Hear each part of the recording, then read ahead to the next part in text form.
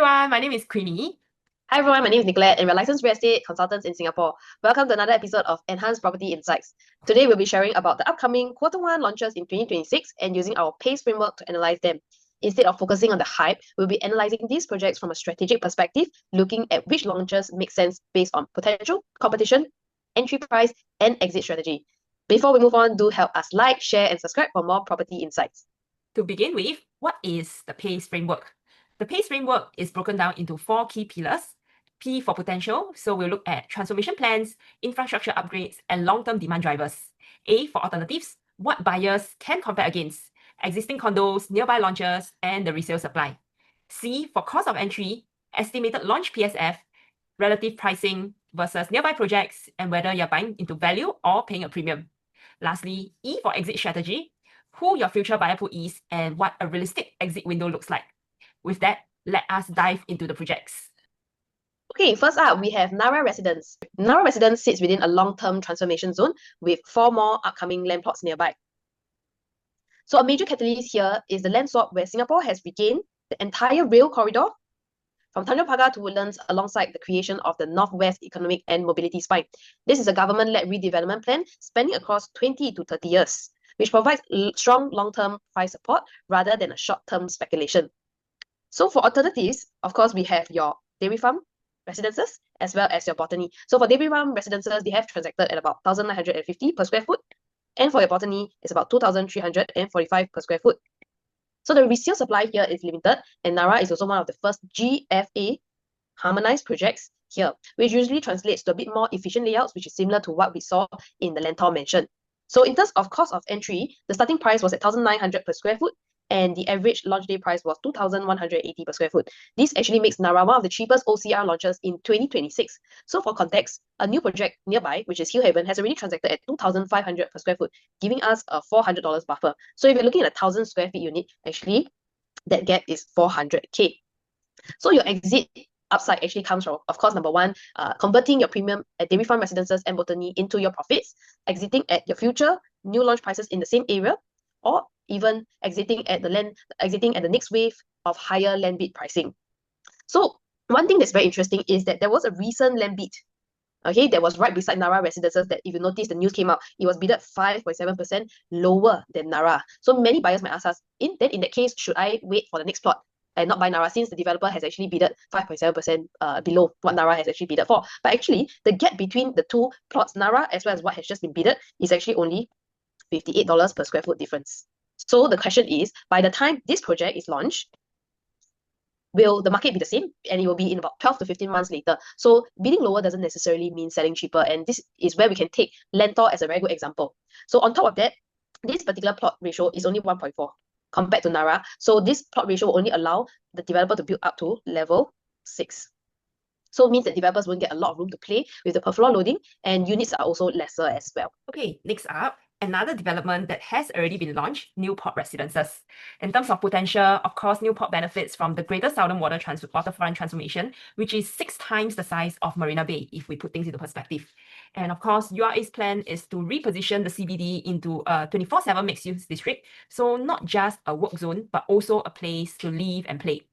Some units in Newport will also enjoy panoramic Greater Southern Waterfront views, and rental yield here can reach 4 to 5%, making it very attractive for investors who are very focused on rental yield.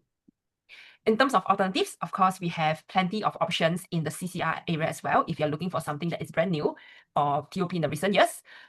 First up, Warwick Residences, average PSF is 3,004, whereas highest transacted is touching the 5,000 PSF. Second, Midtown Bay, average PSF is over 3,000 PSF and highest transacted 3,006. Midtown Modern, average 2,007 PSF, highest transacted 4,007 PSF. Canning Hill Piers, averaged at 2,009 PSF and highest transacted 5,003 PSF. So notice that all these are actually leasehold developments, and they have transacted at significantly higher PSF than Newport, which is freehold. That brings me to the cost of entry of freehold. Starting price only at 2,009 PSF and the average launch day price was 3,003 PSF. So effectively, this means that buyers are able to own a core region freehold asset, right, at a RCR 99 price tag. In terms of exit, okay, you'll be assured that you will be supported by the fact that comparable CCR and RCR projects have already established much higher price benchmarks. Right, next we have River Modern. So River Modern basically stands out because of its scarcity. It is one of the very few developments that's number one, directly connected to MRT, a mall, and even sheltered to a primary school. So other than River Modern, the only other CCR project launching in 2026 is Newport. So River Modern is also a GFA harmonized project, so the layouts are a bit more efficient, and in terms of quantum, it's also a little bit more friendly. So for demand-wise, what are we looking at? The project is supported by the City Fringe HDB upgraders, particularly from District 3. So we are looking at currently, there's already 8,101 units that have already MOP, and upcoming another 7,000 units that will be reaching its MOP. So many of these are million-dollar HDB owners with strong affordability, and they generally prefer to upgrade closer to town.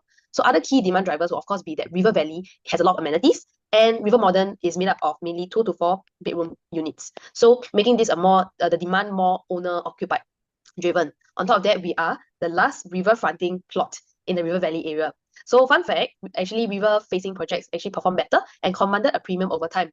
One more thing to note is that River Modern, that location, River Valley, offers a high rental yield. So that adds on another layer of holding support. So in terms of alternative, definitely buyers that are considering River Modern, they will definitely look at what are the other projects that they can consider. So we have recent launches like number one, your River Green, we have your Promenade Peak, Zion Grand, and of course what's upcoming will be your River Modern, and followed by your River Valley Parcel C. So to give you a bit of context, for the current launches, which is a 99-year-old launches that has happened like Zion Grand, River Green, and Promenade Peak, take a look at the PSF that has already been transacted. It's ranging from about 3,005 up to 3,009. And if we are comparing the 99 resales in the areas, specifically we take a look at Martin Modern and Riviera. These two are basically 99 years. Martin Modern is a 5-year-old project. So factoring harmonization, currently it has transacted at already 3,134. And for Riviera, it's a 3-year-old project. Again, factoring harmonization, we are already looking at about 3,239 per square foot. Of course, if you're looking in this area, you might also even compare to the freehold projects here.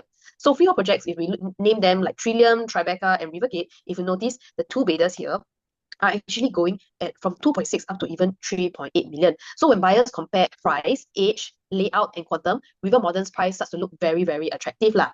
Okay, so for River Modern, in terms of the land bid, it was bidded at 1,420 per square foot per plot ratio with a break even of about 2,420. Okay, so the estimated launch price we're looking at is about 3,000 per square foot. So what is the indicative quantum for a 2, 3, and 4 bedroom? So for a 2-bedder, we are looking at about 1.84 million. Okay, a 3-bedroom, we are looking at about 2.3 million. And for the 4 bedrooms, we are looking at about 4.3 million.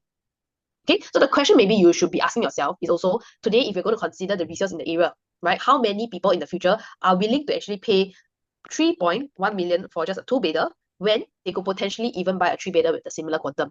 That's why River Modern, in terms of the layout efficiency and pricing comparative to the resale in the area, becomes very attractive, and you're also being able to buy into something that's new without paying a large premium.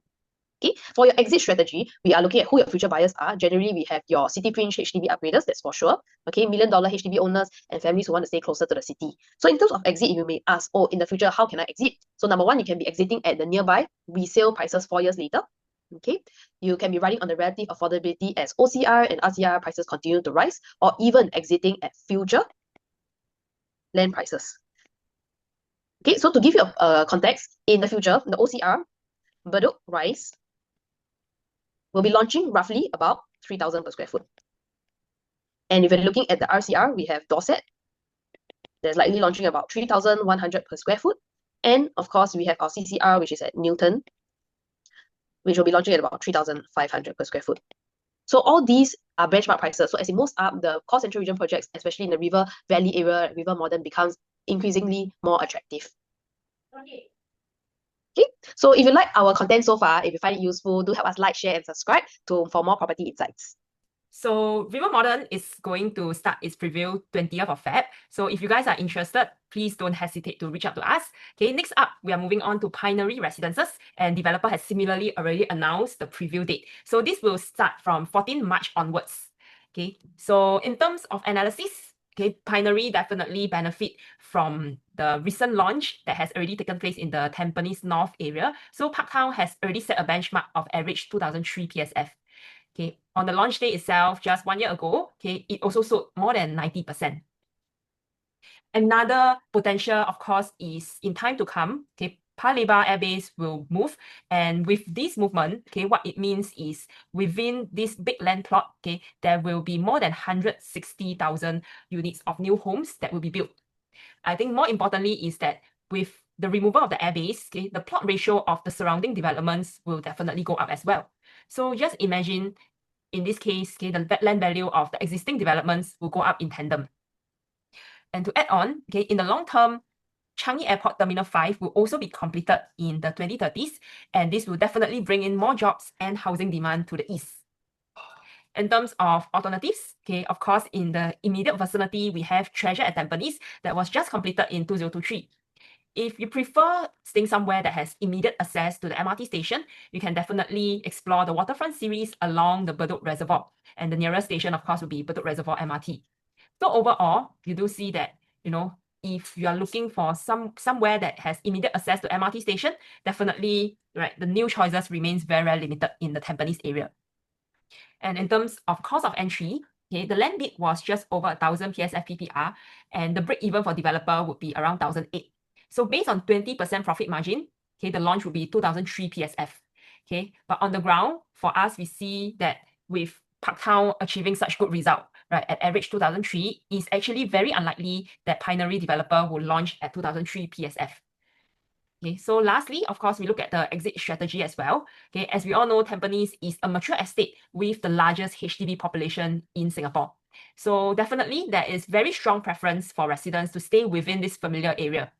And coupled with the fact that we have very limited supply of new private homes in the area, as a potential owner, you will definitely benefit from this.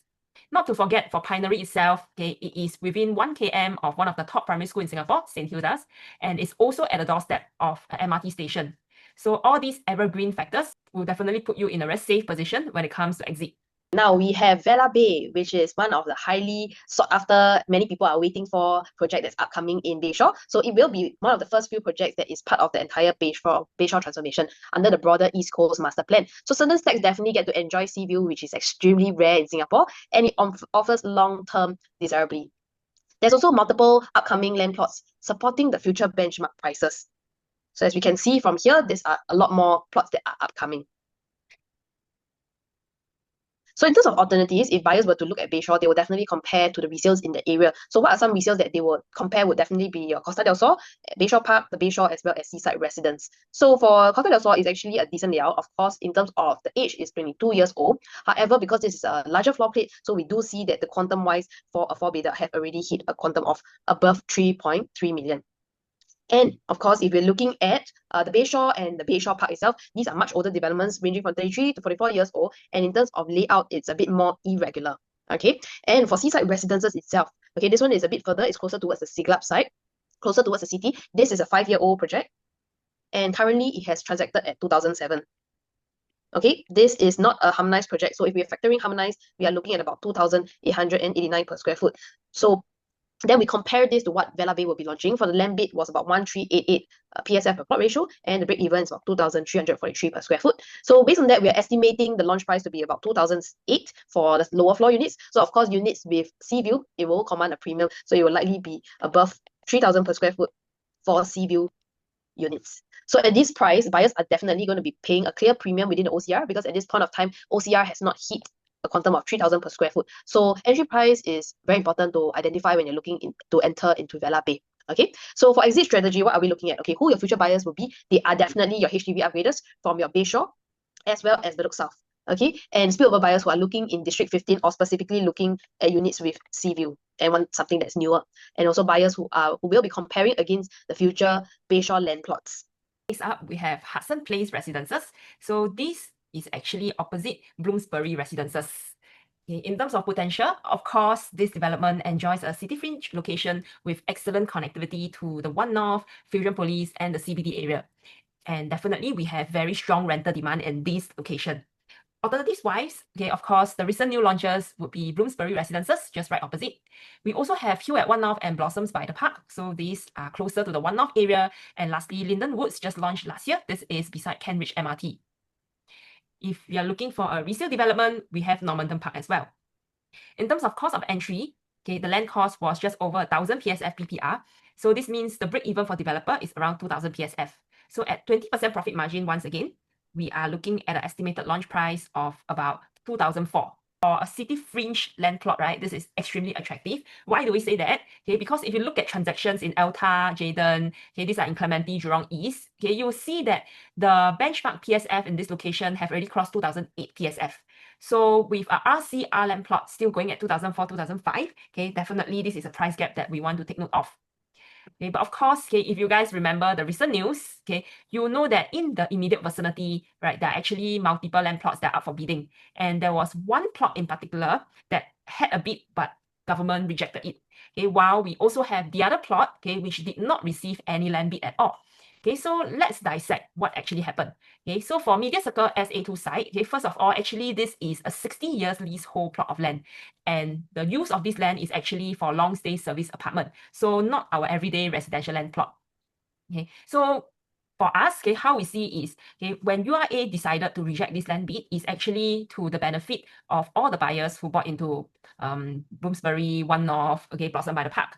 Okay, by rejecting this low land bid, this definitely will help to prevent land prices from resetting at a lower benchmark. And on the other hand, okay, for Media Circle Parcel B, okay, why didn't it receive any bid at all? Okay, so we do understand that this location is definitely more office R&D centric with a smaller owner-occupier pool. So with that, definitely developer wanted to be a bit more conservative at where they want to put their money and build developments. Okay, but overall, of course, if we go back to our PACE framework, okay, under exit strategy, okay, what we do want to acknowledge is this area definitely appeals mainly to expats and young professionals in the R&D, biomedical, tech sectors. It's definitely less family-oriented, so we do have to note that exits are more investment-driven. Okay, if anything, okay, the price point and price benchmark here will definitely be supported by future land bid upcoming in the Dover area and of course in the immediate vicinity, One North, Kent area. To summarize, buying properties isn't about chasing the cheapest project. It's about understanding your needs, whether it's short or long-term goals, and your entry price as well as long-term demand, who your future buyer is. So that's exactly what the PACE framework helps us to do. So if you'd like help understanding whether these launches or any other potential launches might fit into your profile, feel free to reach out. We'll be happy to walk you through. Once again, my name is Nicolette. And my name is Queenie. We look forward to hearing from you soon. Bye! Bye.